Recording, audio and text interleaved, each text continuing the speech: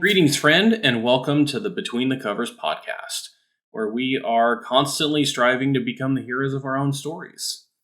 Today, I wanted to bring a relatively heavy topic, and it's one that I've been having a lot of conversations about lately, and that is the topic of grief.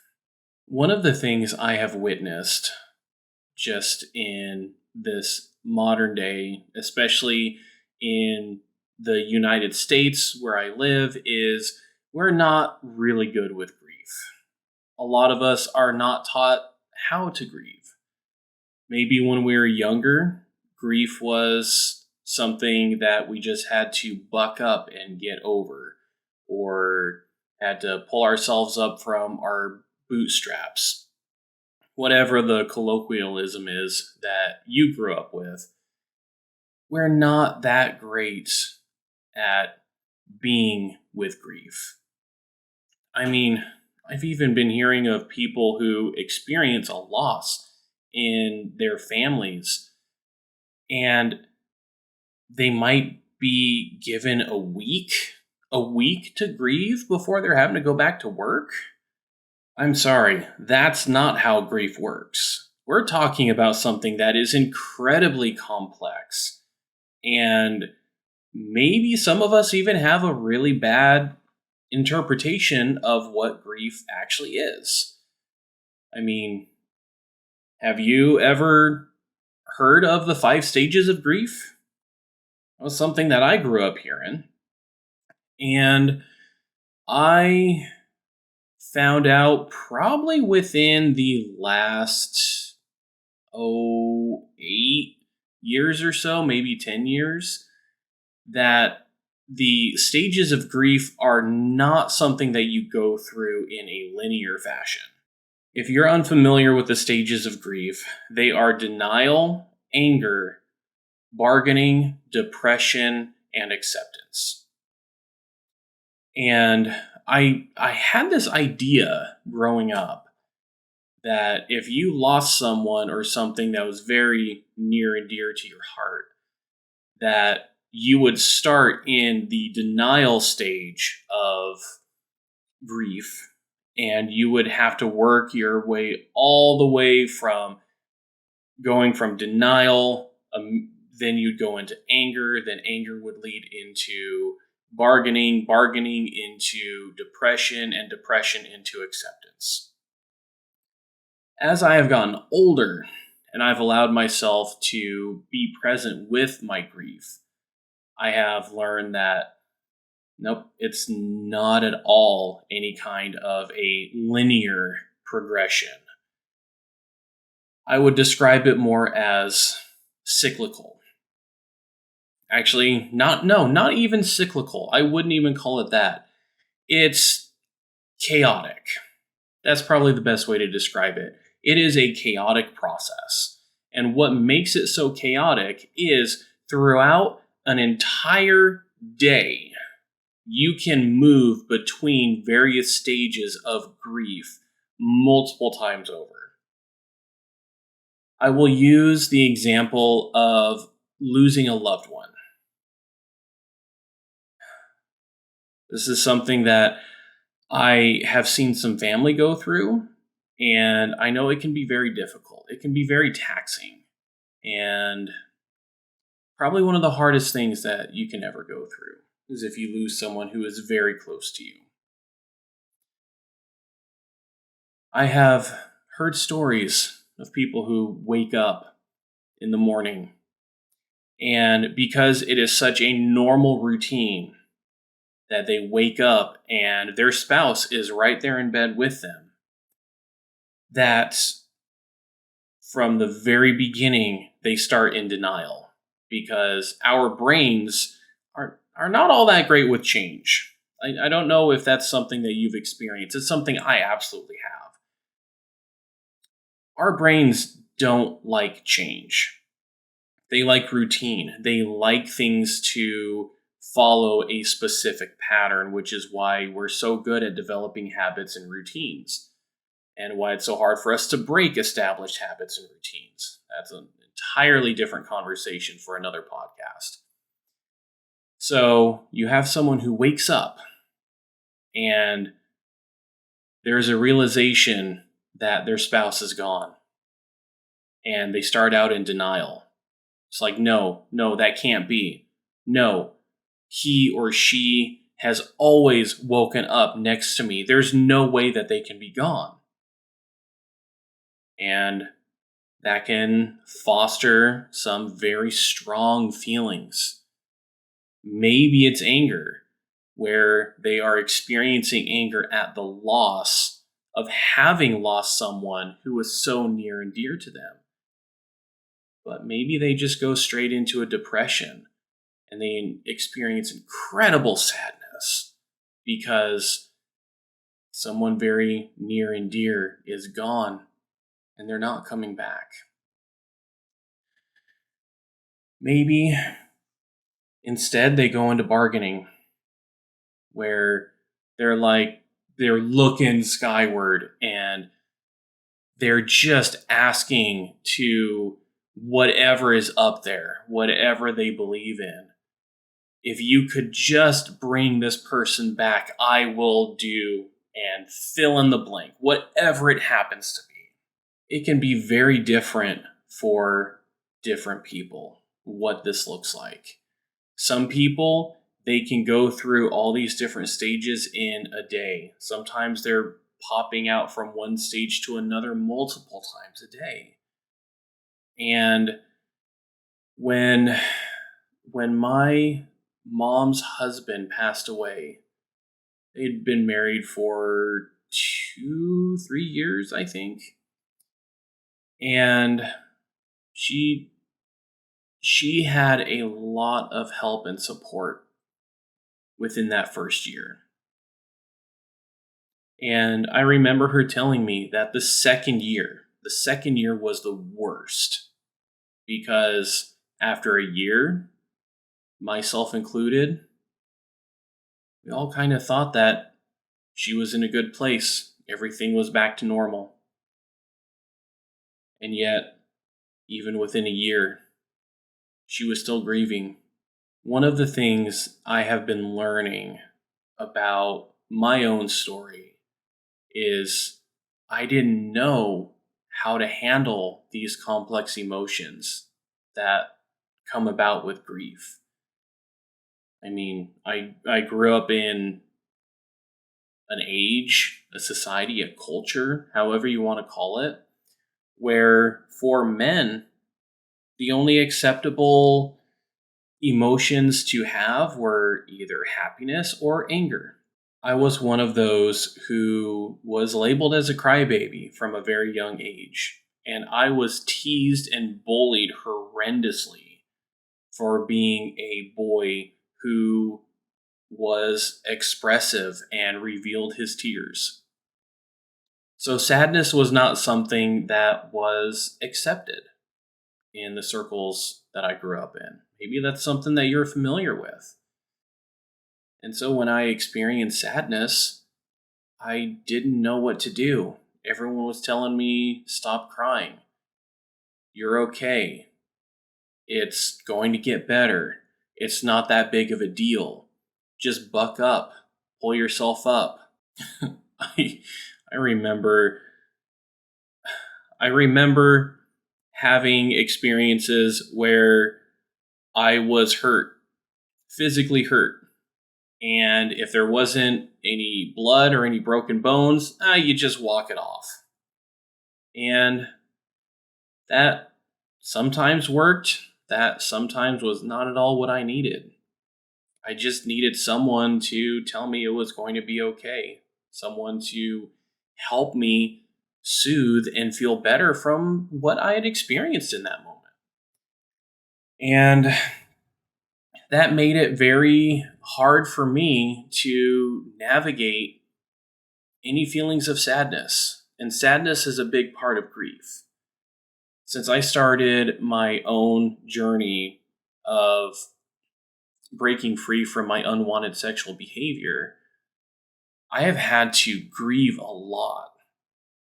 There were a lot of things that were done to me. There were a lot of things that were not given to me that I needed. And there was support that was held back from me. There were experiences where I was just targeted for being different and I wasn't accepted. I had a lot of things that I've had to grieve.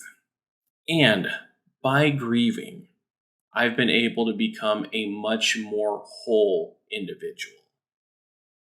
I'm to the point now where I'm absolutely comfortable with having my eyes well up with tears.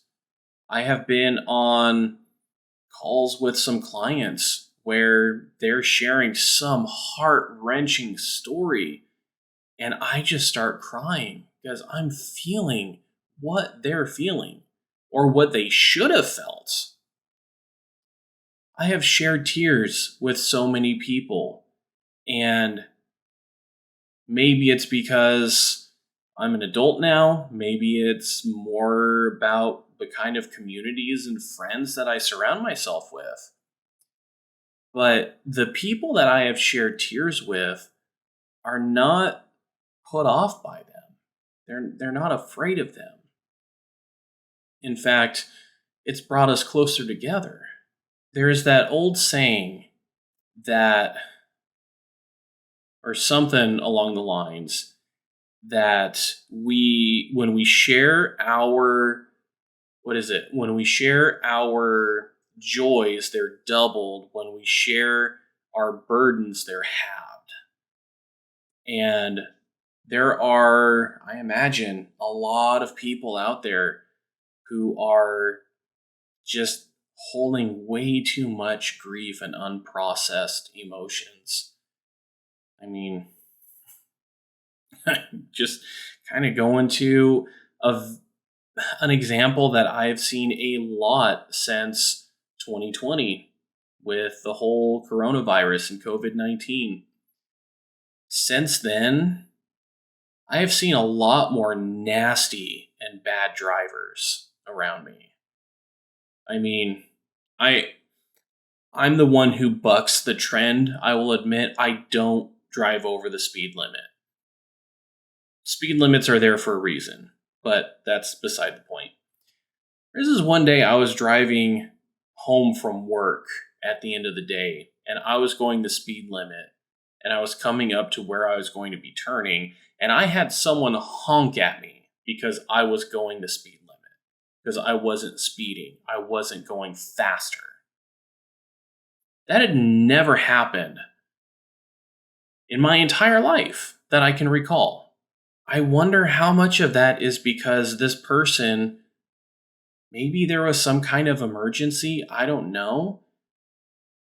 Yet I also wonder if the reason why they did that had to do with so many welled up emotions inside of them that they just don't know what to do with. I tell my clients all the time that if we don't let these emotions out, they're going to come out sideways. And in my experience anyways, most of the time when they come out sideways, what that looks like is anger. A great example that I heard is, who said it now? I think it was Jeff Foxworthy in one of his stand-ups. I love Jeff Foxworthy, Bill Engvall, some of the blue-collar comedy guys. And they have some very, very down-to-earth and real examples of life in their jokes. And he was sharing about how I just had this example of a wife coming and complaining to her husband, and he's trying to talk with her about what it is that she's expressing that she's angry about. And she just turns to him and says, well, that's not even why I'm mad. And that, as weird as it sounds, is so true. Because we oftentimes have individuals who are holding on to these emotions inside of them. They have someone who cuts them off in traffic. I've heard of people who just get flipped off for no reason. Maybe there was some kind of conflict that took place between you and a coworker, or maybe a boss is breathing down your neck for some project or deadline that they don't believe you're going to be able to make.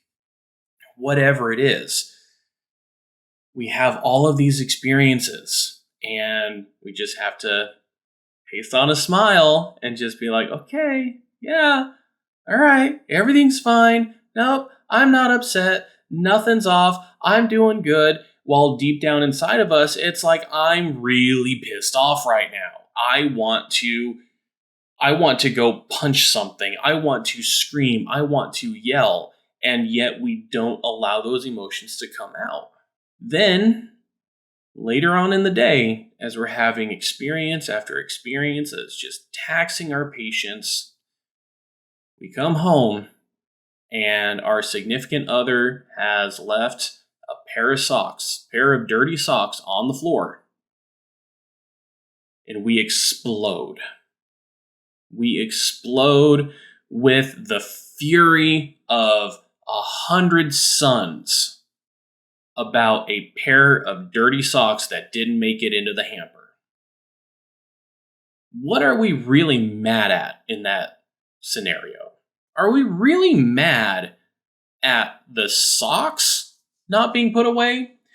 Or are we more mad at everything else that is just stacked up inside of us and made it so that we are just roiling over with these experiences of anger, of frustration, of sadness?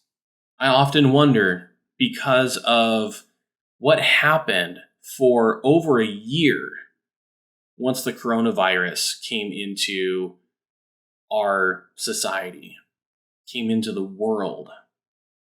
A lot of people lost out on jobs, on places to live.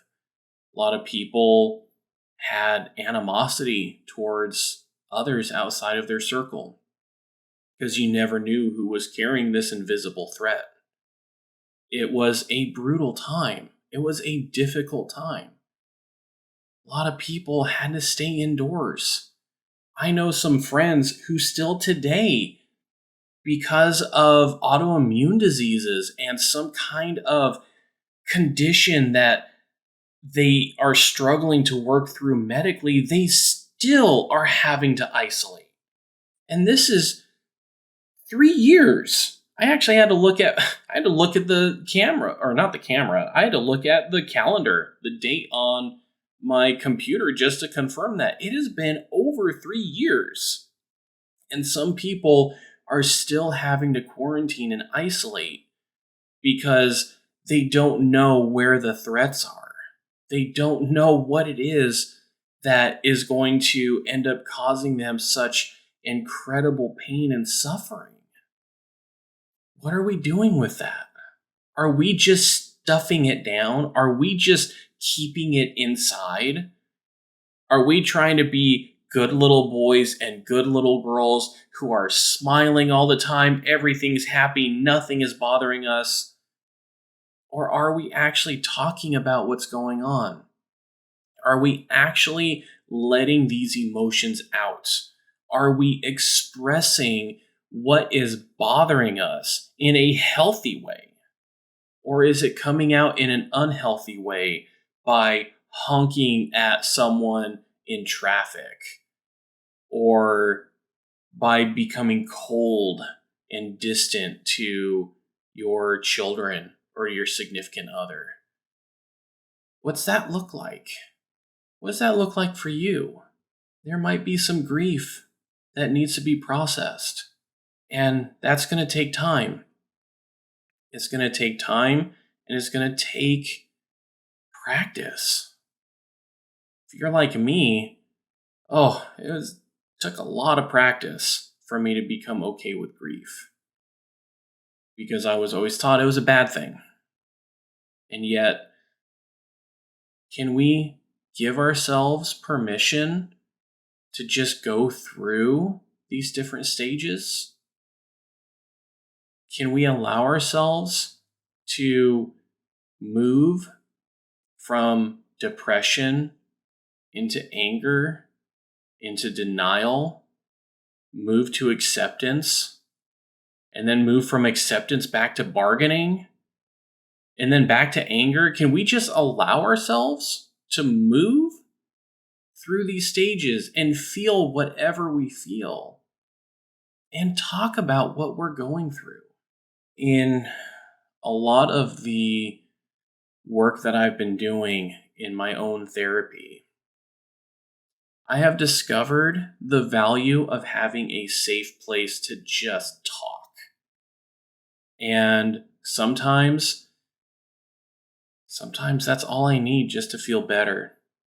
Sometimes all I need is just to have a safe place to just put to words what I'm experiencing.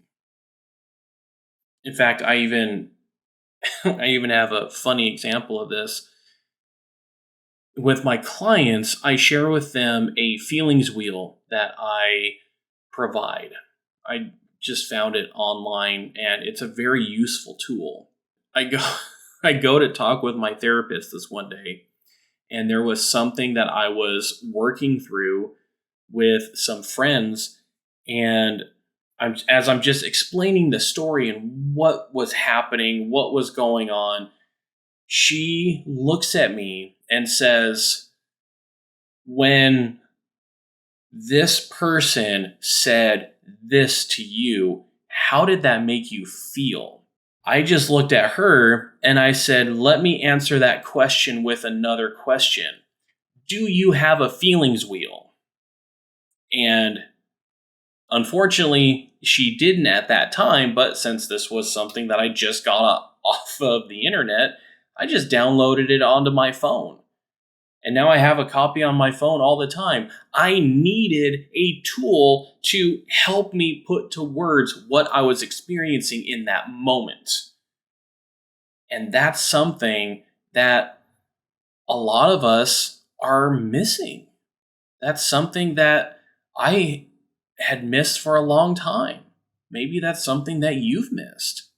I often find that just being able to put to words what it is that we are experiencing, instead of it being some kind of unknown, ethereal, out there kind of thing that I just can't find, I can't determine, I just don't know.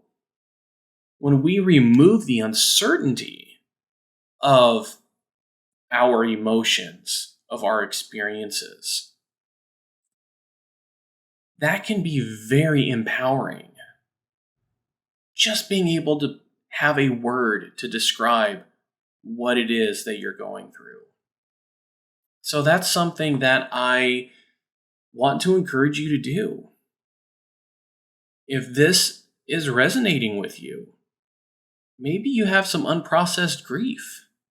Maybe you just need to have a safe place to just talk about what you're going through.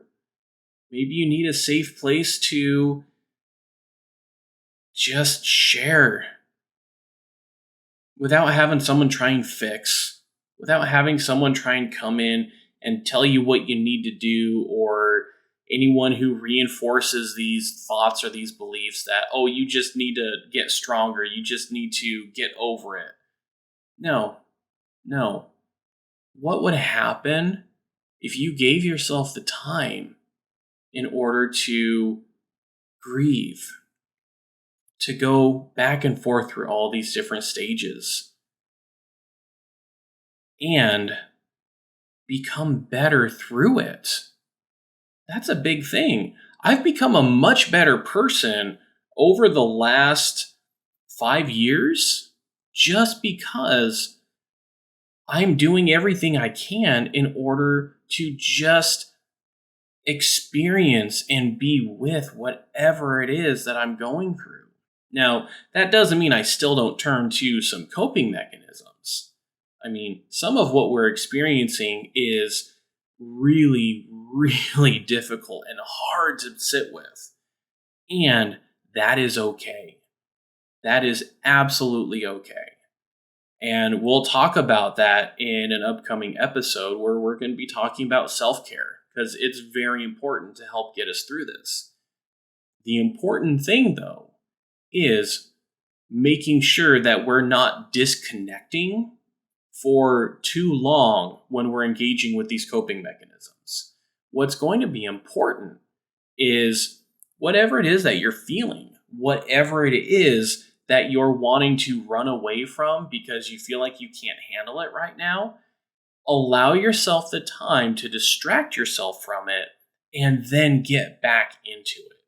Don't leave it unaddressed, because then that's just going to turn into yet another memory, another experience, another wound that is just going to fester.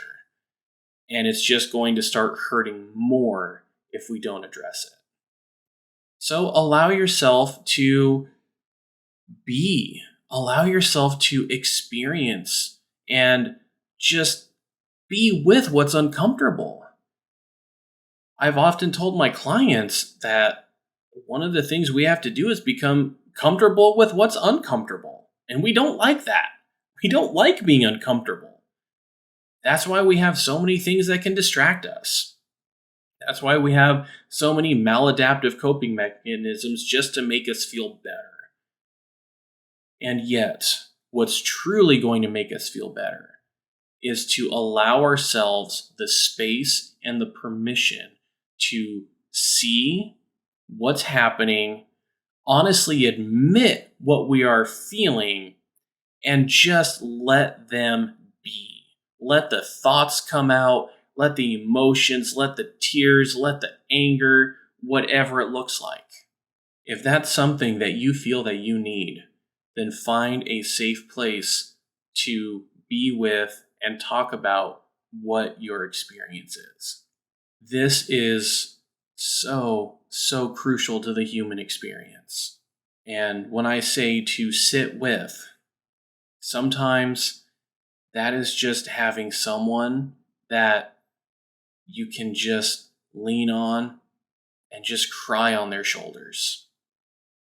My wife ended up having one of these moments. This is going to be another story time with Marcus here. 2 nights ago, my wife was experiencing some grief.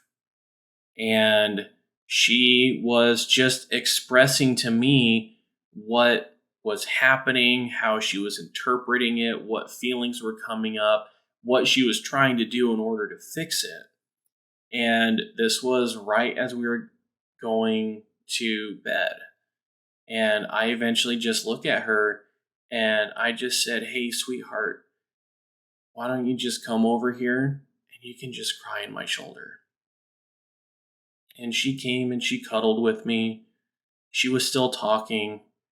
And in 100% vulnerable honesty here, it took a lot of my capacity to not go into Mr. Fix-It. I have been accused by my wife in the past, when she has something that is bothering her, of defending the other person. And I'm not always proud of it. I usually try and look at situations from every possible angle that I can, and a lot of times that's not what she needs. So in this situation, I just let her cry. I let her talk. I let her vent her frustrations and express what she was experiencing.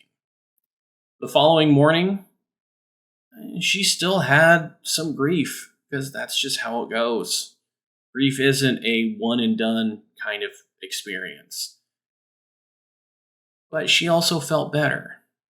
She felt supported. And then once the emotions were not so high, we were able to honestly talk and kind of see things from different angles and just work together to try and figure out what to do with this given situation. And I hope you can find that same thing. I hope that you can find someone. It can even be a beloved pet. I hear dogs are great for just cuddling and talking to, because they're not going to try and fix it. But find someone. Find someone that you can talk to, someone you can be honest with, someone who will accept what you're going through and create that safe place to be and to heal. Thanks so much for watching or listening to this podcast. If you like what you're hearing, then give this video a like and subscribe so you don't miss out on any future uploads. If you are interested in working with me, then take a look in the description where you can find my website or a link just to schedule a free 50-minute one-on-one call with me. Looking forward to talking with you soon.